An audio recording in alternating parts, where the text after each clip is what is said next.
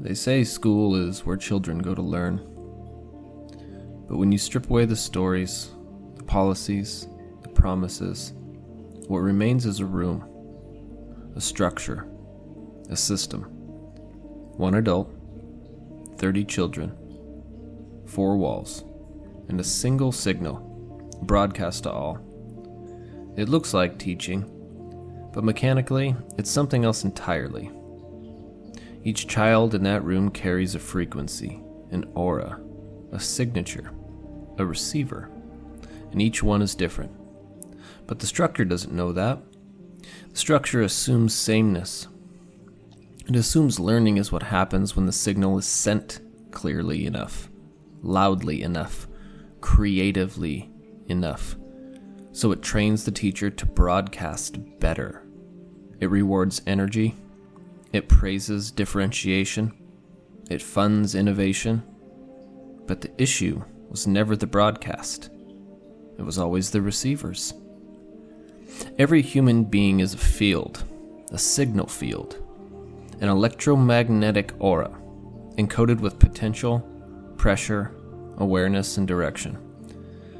In a classroom, this isn't metaphor, it's physics. Aura mechanics don't pause for lesson plans. They don't wait for standards or bells. They happen. Always. 30 auras in one room don't create coherence. They create interference. Projectors absorbing the whole field. Generators radiating inconsistent energy loops. Manifestors protecting their own stream. And reflectors lost in a hall of echoes. It doesn't matter how well the lesson is designed. If the auras are overwhelmed, no one is receiving clearly. We've misunderstood learning. We've confused delivery with reception. We've believed that learning happens when information is presented effectively, but mechanically, learning only happens when the signal lands. And a signal only lands when the receiver is ready, open, and aligned. This readiness isn't a matter of discipline. It's geometry.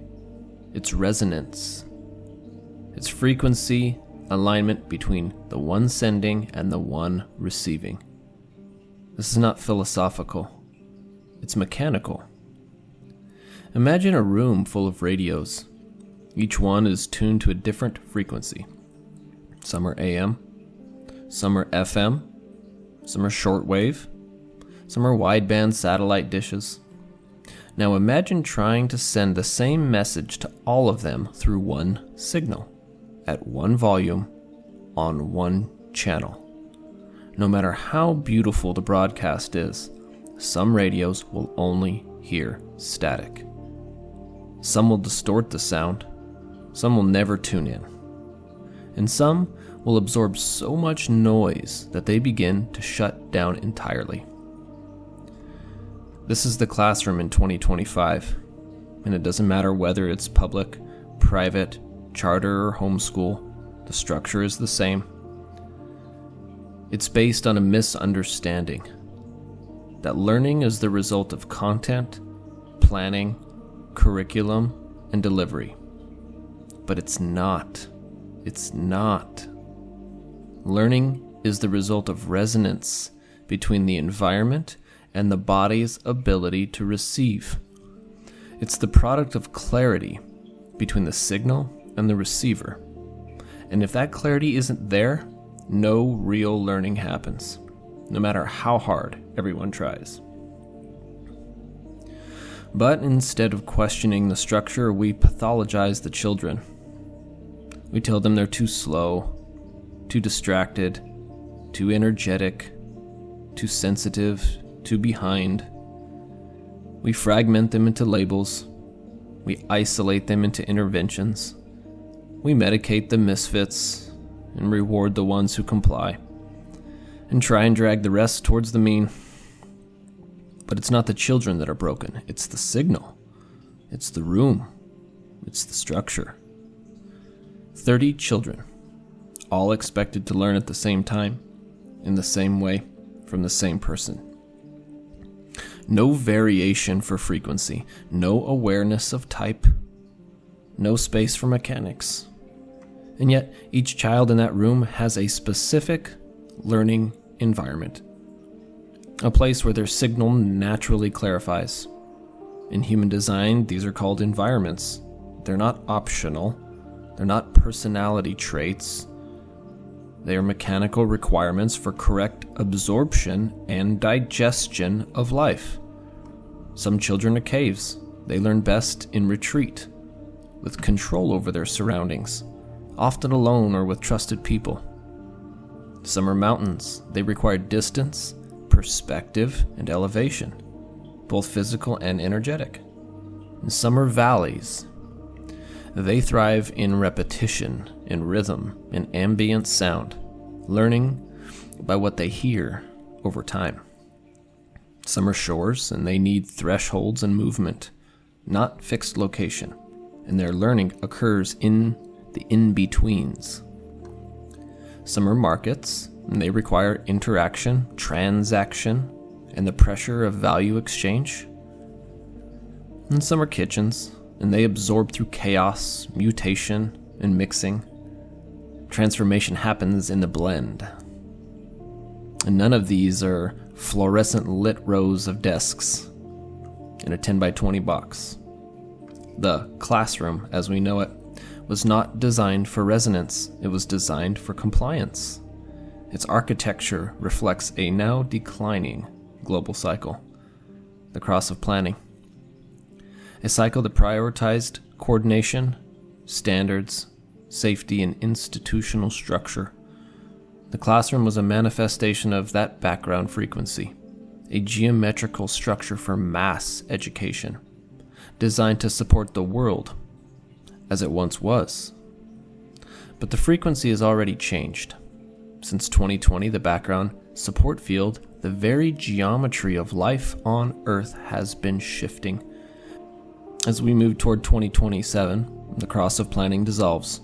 The new cycle does not support institutions, it supports individuality, form correctness, strategy and authority, not structure and system, which means the signal has changed, but the classrooms have not. And in that gap, the distortion grows. It becomes harder for children to focus, harder to feel safe, harder to care, and they lose interest. They act out, they numb out, not because they're flawed, but because the receiver knows this signal isn't for me, and their aura collapses to protect them. It filters, withdraws, it resists, and the adults see this as disobedience, laziness, opposition. But the truth is far simpler. The structure doesn't match the being, and no amount of praise or punishment can correct a mechanical misfit. So what happens? We increase pressure. We add behavior charts. We gamify engagement. We test earlier when we teach faster. We do everything but listen. Because if we listen, if we truly listen, we'll have to admit the truth, that this isn't working anymore. And not because anyone failed, but because the geometry has changed. So what now? We witness. We stop blaming children. We stop blaming teachers. And we stop blaming ourselves. We begin to recognize the architecture for what it is. An old structure built for a world that no longer exists. This isn't a tragedy. It's a transition. It's a signal that the wheel is turning. And the signal is shifted. And the new receivers being born, they are tuned for the next frequency, and they don't need more discipline. They need alignment. They don't need more structure. They need more resonance. No one is to blame. No one did anything wrong. No one is at fault. But we're here. We're here in the in-between, where the old still stands and the new has not yet arrived. And so we listen, and we remember. We remember what it feels like when a signal lands, and when a message is received. And when a child lights up because their body recognizes, this is for me. That is learning. And that's mechanical. And that is what comes next.